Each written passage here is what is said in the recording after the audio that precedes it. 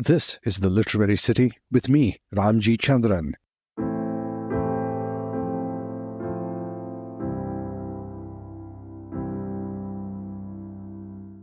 Early in Govinda III's reign, his military successes had established that he was an overlord best not crossed.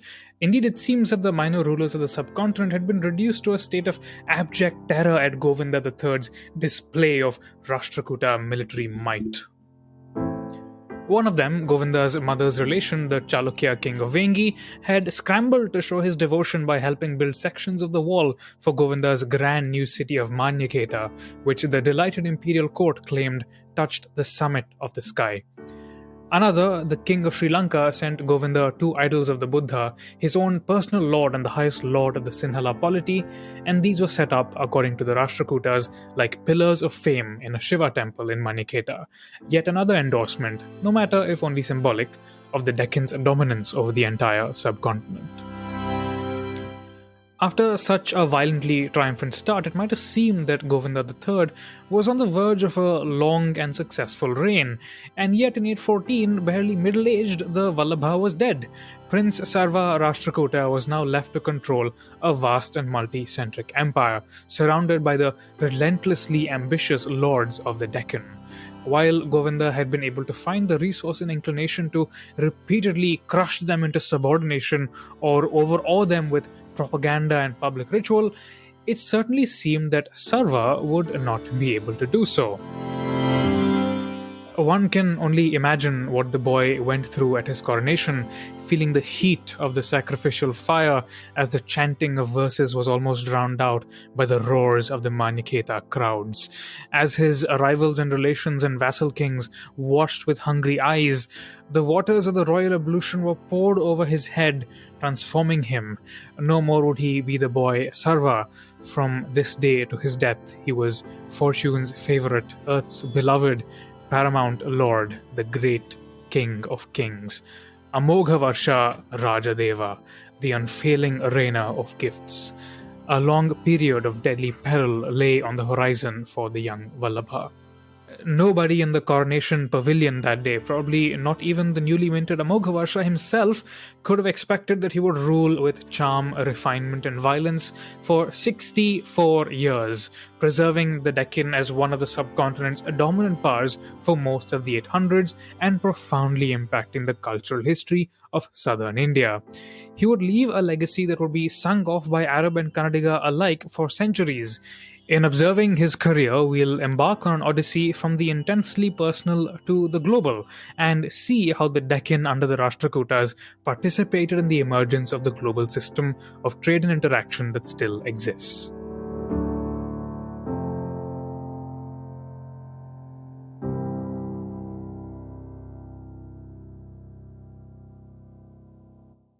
As writers, we know how we say something matters as much as what we say. The words we use, how we arrange them, and the feeling they convey, we expect will have the power to influence thought and emotion.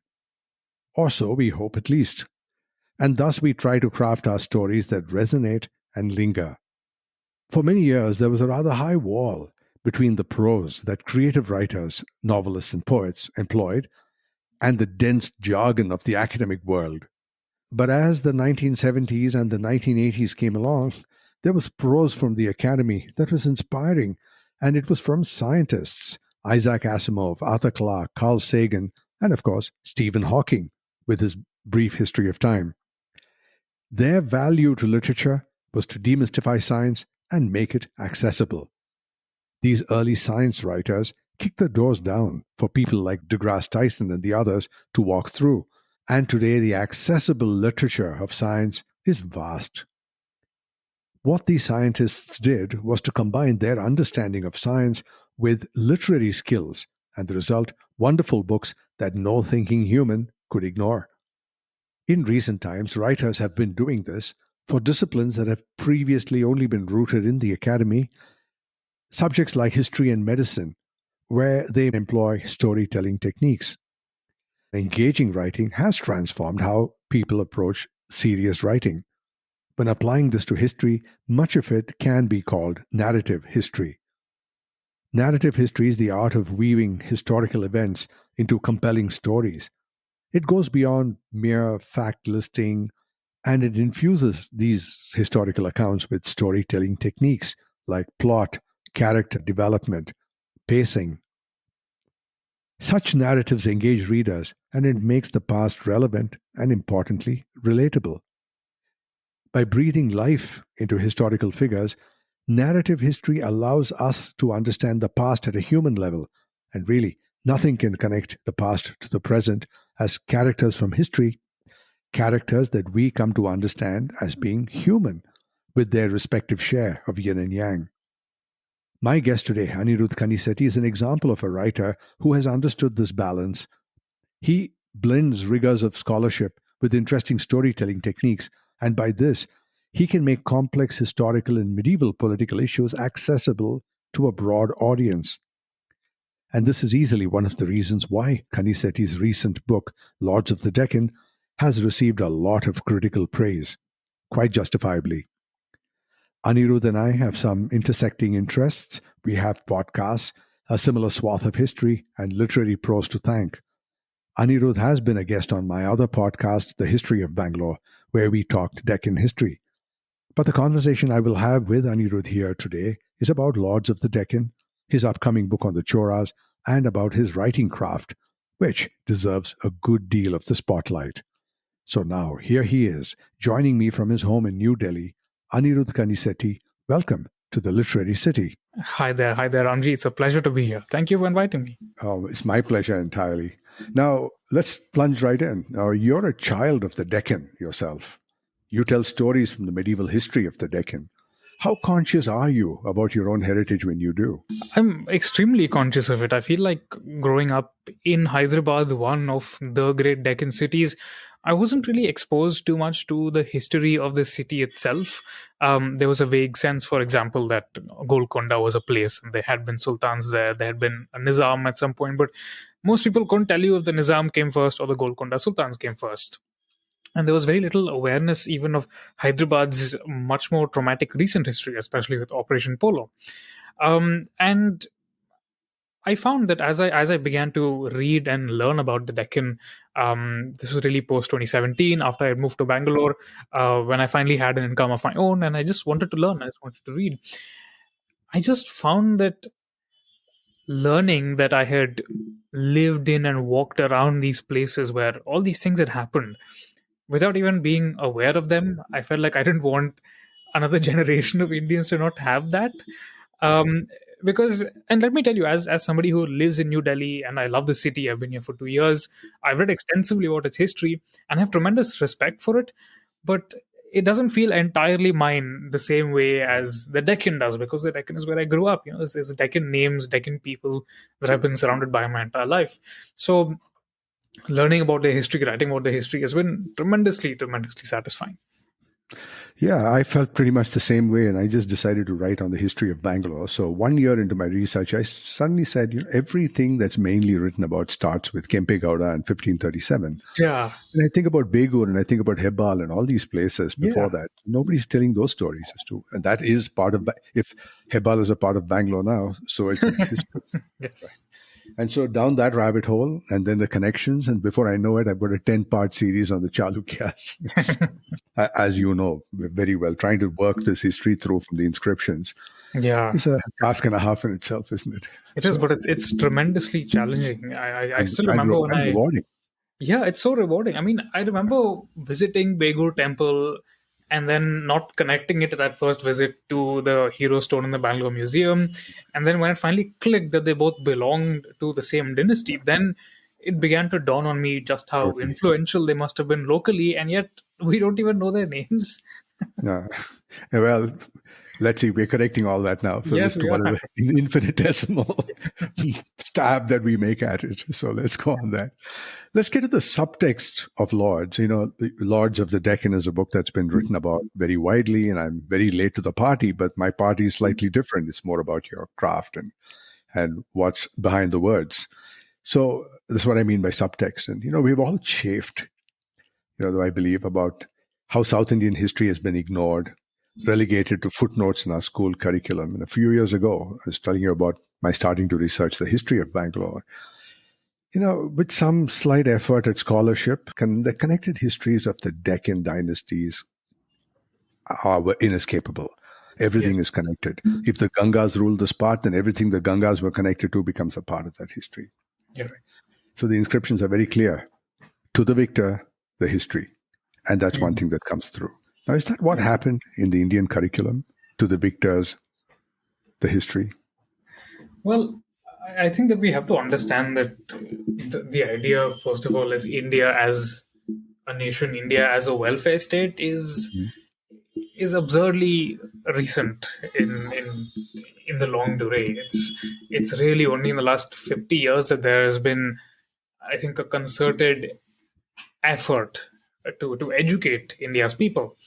And so in 1947, I think when people are thinking about what textbooks should look like for this new nation, obviously you have amalgamated 200 plus distinct political units, all with their own ideas of their history, their regional affinities, and now you want them all to work together. So obviously you want to convince them that even though we are so different in some profound historical way, we actually were once the same, and it is a historical inevitability that we have now been reunited.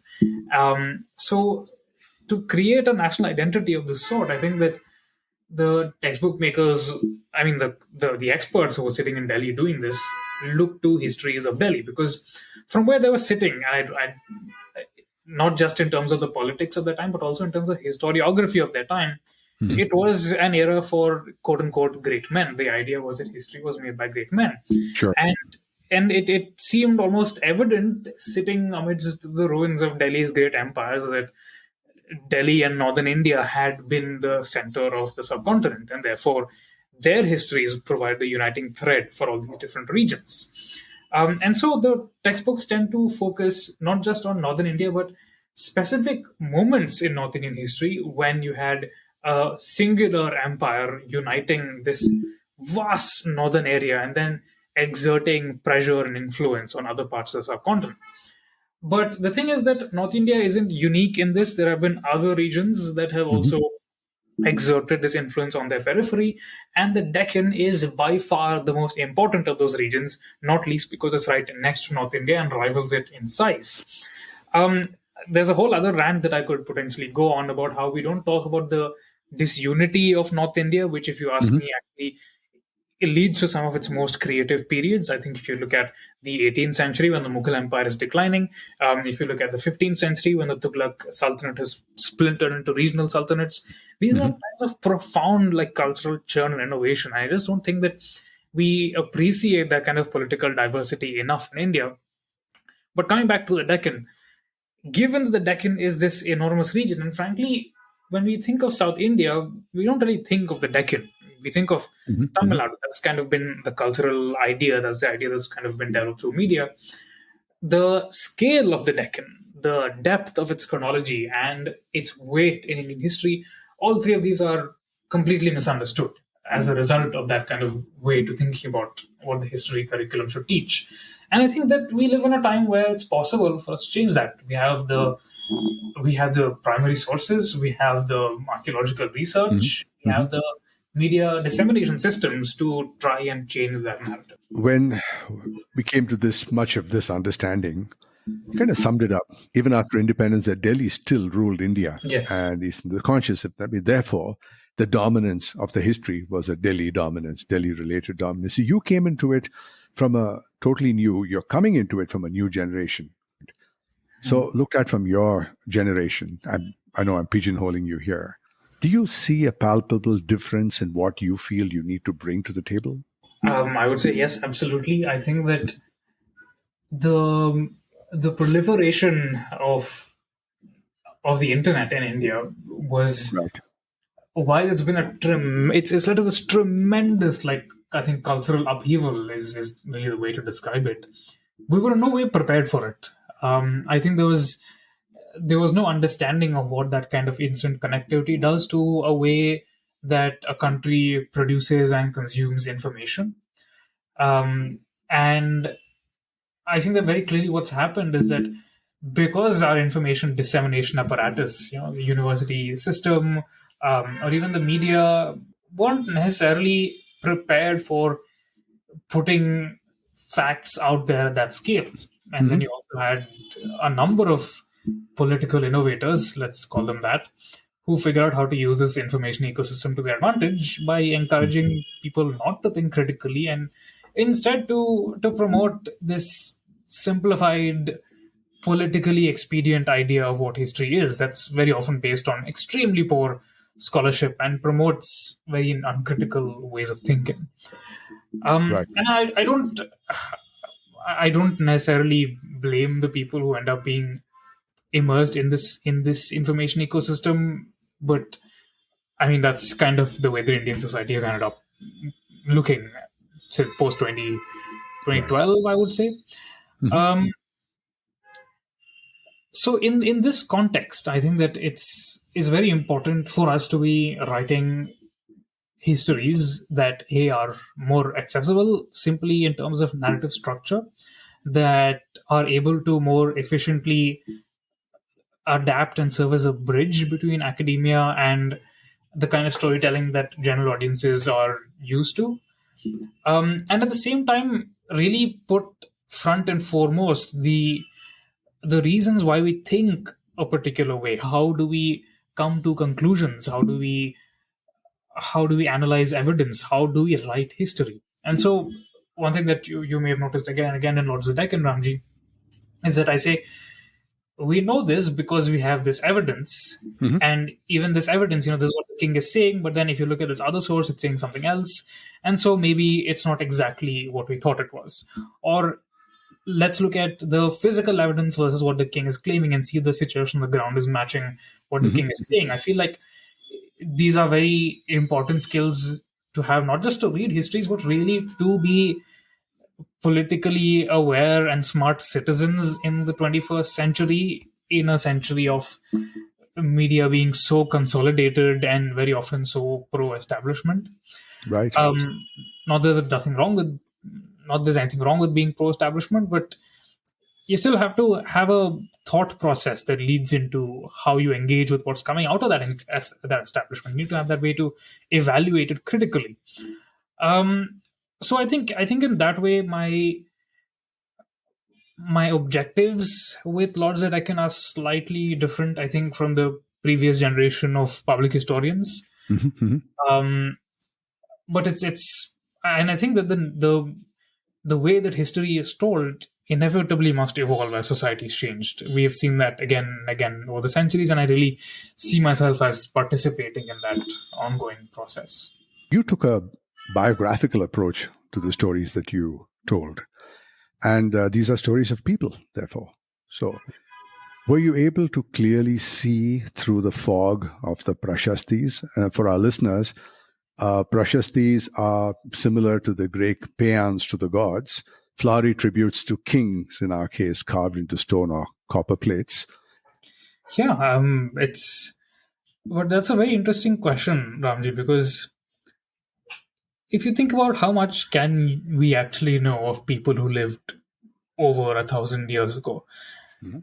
if you were to sit down with somebody from the 1800s and try to explain to them some of the things that we think and that we believe in the 21st century, they would not be able to understand us. And that's not even that long ago. I mean, they already lived in a world with telegraphs, for example, but they would have been completely flabbergasted by the idea of a meme. Yeah. But a meme is so intuitive to us. I mean, who needs to know what a meme is, right? Right. And that's how medieval people operated. Their world to them was self-contained. It was intellectually, complete. It had this whole vocabulary of signs and forms and symbols, and I mean, they must have had memes and jokes that we have no way of peering into at all. There's this incredible world that must have been so colorful and lively and glamorous, and all that survives from it is essentially government advertising. So you Nice. it's difficult for us to see them clearly, but you can still tell a lot about people from the advertisements. You can tell what they want you to believe. You can kind of guess at what they believe in, and with the, I think, completely justified assumption that they were people just like us with flaws and foibles and quirks Sure. and creativities, all these things. It's possible to guess at them. It's possible to glimpse blurry outlines, and sometimes they're clearer, sometimes they aren't as clear. Depends on what material you're looking at. But it's possible to see them as human beings, and it's possible to talk about them like they were human beings and not nationalist heroes whose lives only happen to teach us some sanctimonious lesson about how to live ours.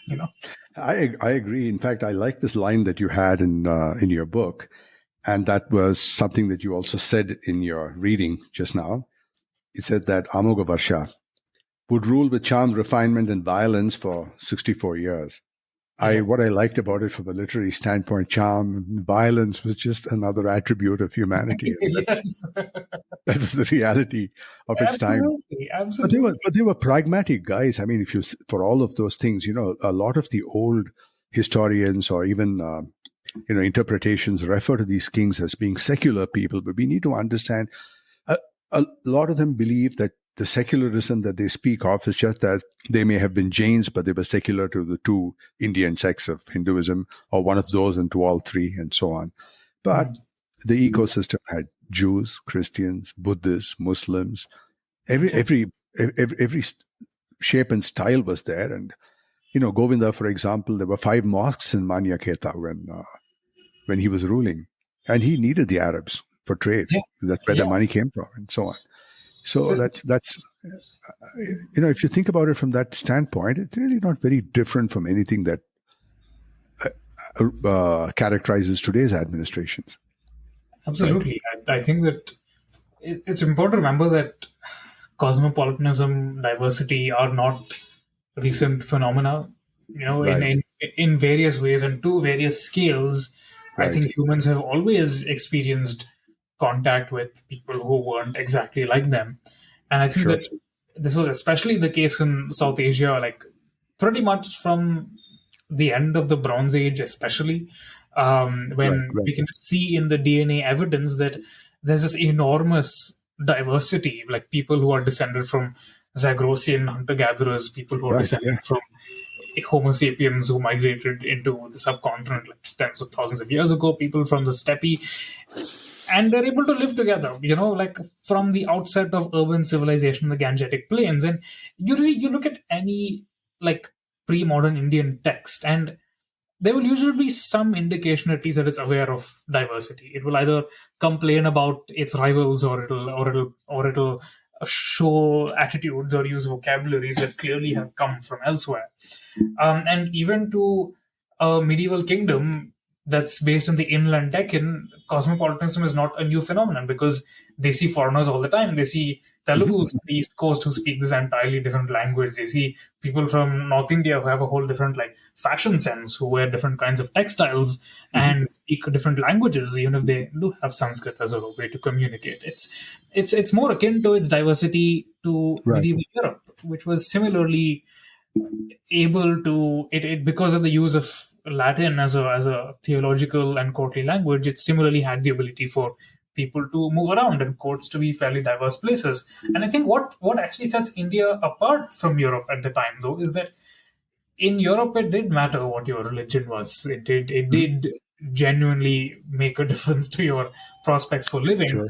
Sure. But in India, it didn't.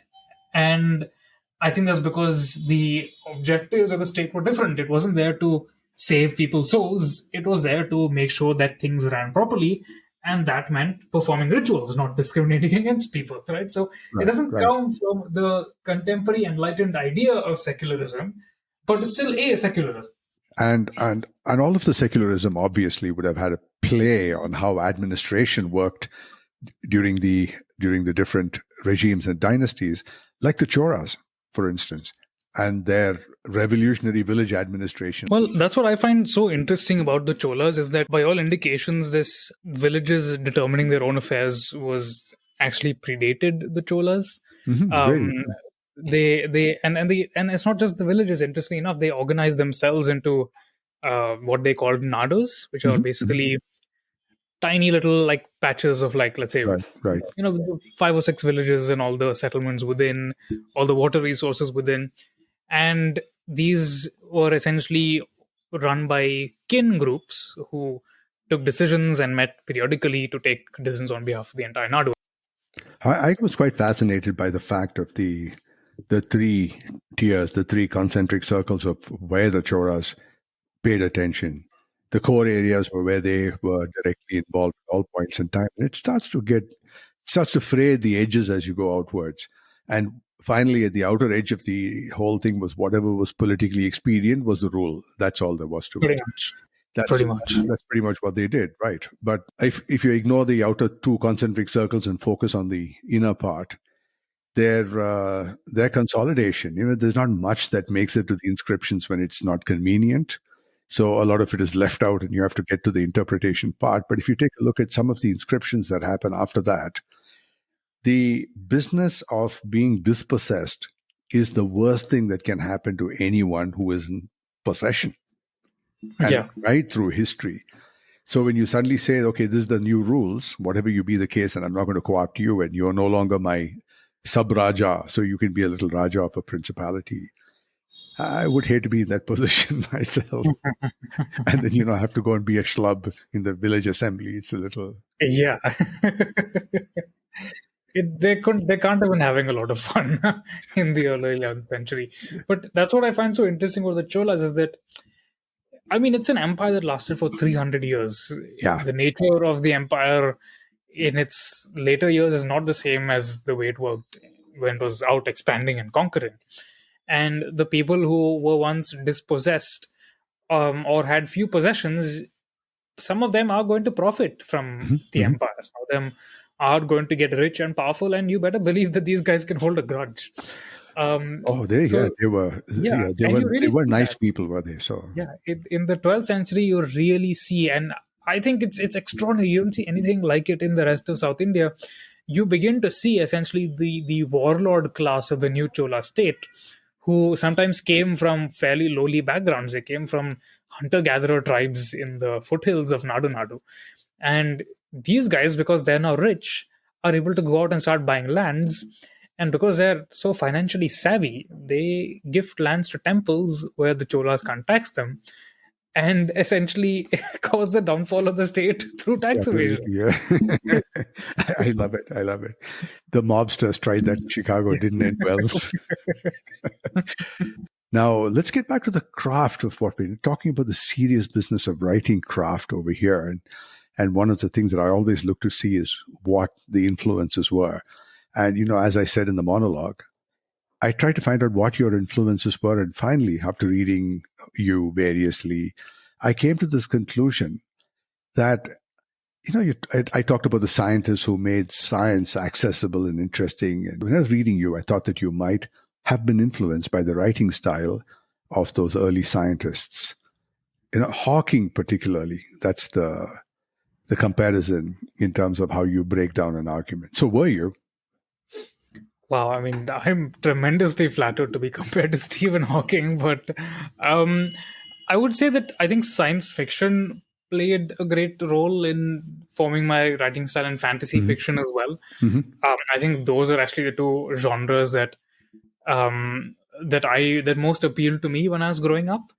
And so, as much as I liked history as a child as well. I wasn't as obsessed with it then as I am now, but I had these wonderful books for dawdling kindersley publications from the Trojan War that were fully illustrated, and it'll just give you such a vivid image of pre-modern people, because these are images that are based on research. It's, with all due respect to Amar Chitrakatha, they very rarely bother to actually make historical people look like historical people, right?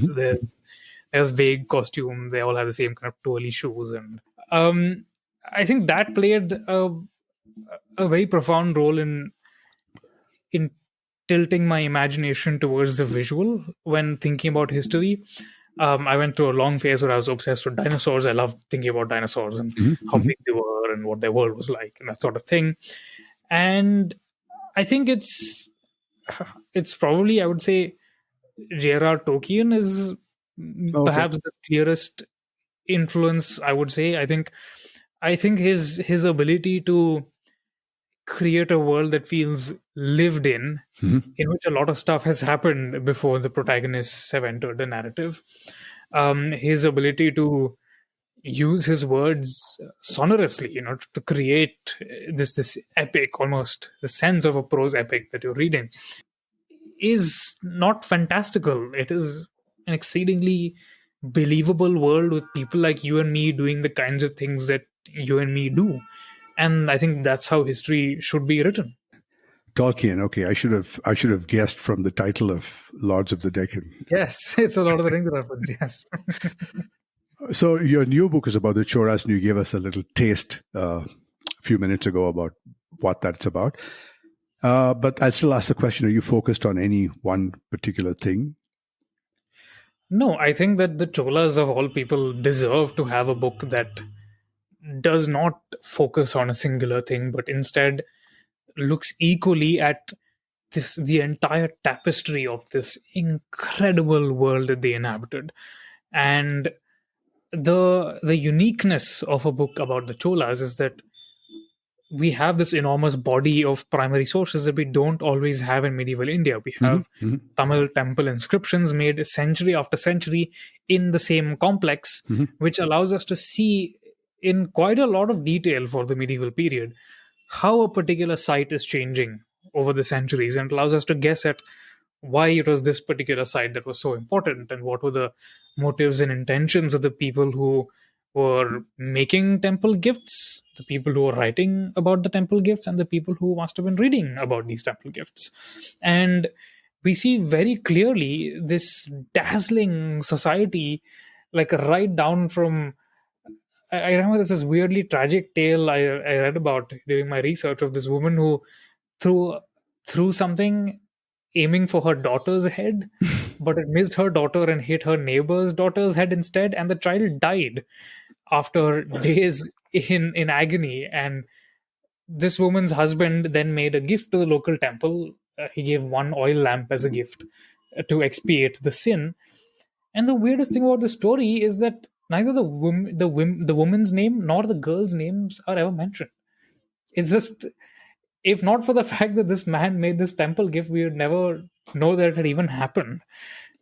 So you simultaneously have a glimpse at a society that has a very different idea to what constitutes murder, for example, who's responsible for committing a murder, but also a society that clearly has people with some anger issues for sure, but a very relatable thing once again in the 21st century. And you also see that it's not interested in allowing all of its members to be as visible as we would like. I would like to know the woman's name who did this. I would like to hear if she felt remorse for doing this, not that her husband was giving a gift in the name of her sin. So that's the kind of lens that I've used. I've used all of these inscriptions that I found over the course of my research to offer you glimpses of a society and the way it worked, and the way that it thought about its kings, most importantly. Out soon? Yes, very soon, next month, actually. Really? Oh, wow. Yes. That means it's going to press. Yes, it's going to press any day now. That's fantastic. Well, once it's out, I'd love to have you back on the... Absolutely, it'll be a pleasure. On both my podcasts, really. It's about both of those things, right? I'd love to be back. And it's always a pleasure to talk about the craft of writing. I feel like so often as a historian, the questions you're asked are about history, but people read history because of the way it's written. And I really enjoy thinking about and talking about like that side of the craft as well. I had to force myself to not talk about history. I appreciate that. Well, congratulations. You're married recently. Yes, thank you. Thank you very much. Thank you very much. So when you get back on the show, I wish you will still be on your honeymoon. Oh, yes. And with that, Anirudh Kanisetti, thank you so much for being my guest today on The Literary City. It's been a pleasure. Thank you for having me, Ramji. You have been listening to the wonderful author and historian Anirudh Kanisetti. His book, Lords of the Deccan, is available everywhere, every bookstore. There's a link in the podcast description to where you can buy yourself a copy of the book. But remember to support your local bookstore. And that is our show. I'd like to thank my guest, Anirudh Kanisetti, and all of you for being here and for listening. Great authors and great conversations to follow on this podcast. So till we meet again, I am Ramji Chandran, and this is The Literary City.